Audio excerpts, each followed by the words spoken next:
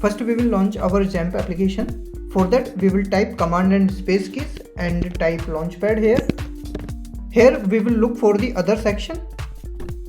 Here it is. We will click on this and here we will click on this manager OS X. Now we will provide the MacBook's password and click OK.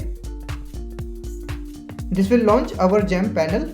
From here we can manage all the XAMPP servers. Currently all three servers are in established state: the MySQL server, the Apache web server and the FTP daemon.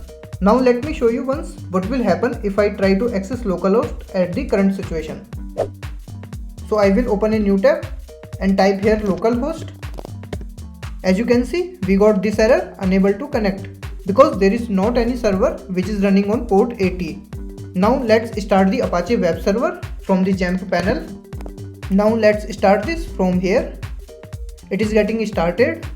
If I click on this server events, you will see the message here saying HTTPD started. So this HTTP daemon is responsible to accept the HTTP request from clients, and in response it returns the requested web pages. Web browsers are the one example of such clients, and you will see here this ctl.sh file. This script was executed in order to start this HTTP daemon. Now if I see here, so the Apache web server is in running state now. Let's now try to access the localhost again. So if I refresh this page, this time we did not get any error, rather we got the proper web page in the response, which is served by the HTTP daemon itself. Now on this page, if we try to access the phpMyAdmin, we got this error which is saying the phpMyAdmin tried to connect to the MySQL server, but the server rejected the connections. Here you might have already guessed the reason of this error is because the MySQL server is not running currently. Let's now start the MySQL server on the XAMPP panel. So from here we can start this MySQL database. Let's now see again the server events. Here you can see it is starting the MySQL database, and we can see that the MySQL is started at port 3306, and this particular script mysql/script/ctl.sh is responsible to start the MySQL server here. Let's now try to access the phpMyAdmin again. I'll go back to the browser and I will refresh this page, and this time we did not get any error and we are able to access the phpMyAdmin dashboard. If we need to access MySQL database in our PHP application, then it would be required, otherwise we can stop the server.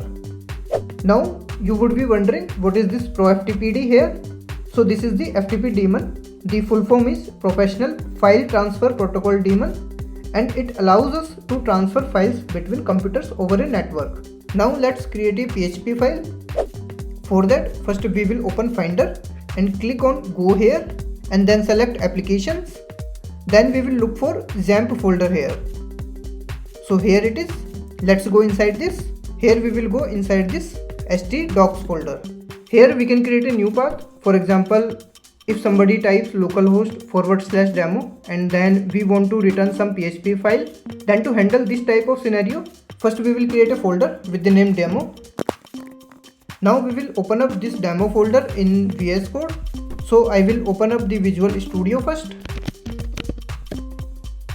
Now we will click on this file, then click on this open folder here, and we will select the demo folder.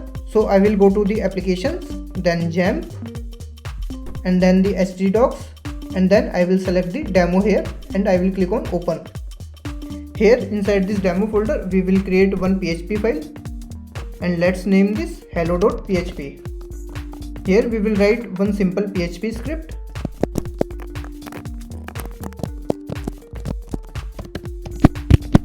We will save this file. Now again we will open the browser, and now this time we will type localhost/demo/hello.php and hit enter.